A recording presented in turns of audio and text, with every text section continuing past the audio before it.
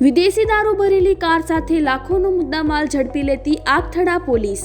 આગથડા PSI NH Rana Lakshmansinh Vinodbhai Rameshbhai Lakhirambhai પેટ્રોલિંગમાં હતા તે દરમિયાન રામસણ પેછડાલ રોડ ઉપરથી ગેરકાયદેસર દારૂની હેરાફેરી માટે પસાર થનાર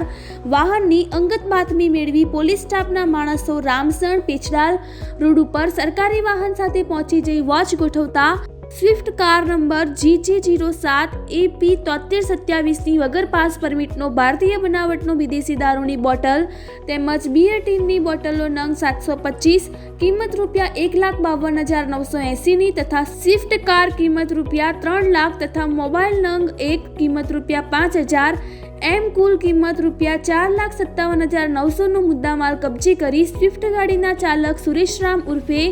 વરજંગારામ લચ્છારામ રબારી રહેવાસ ટીટોપ તાલુકો સાંચોર જિલ્લો ઝાલોરવાડા વિરુદ્ધ આગથડા પોલીસ સ્ટેશનમાં પ્રોહી કે 65 AE 116 B 98 2 મુજબ ગુનો રજૂ કરી આગળની કાર્યવાહી કરેલ છે.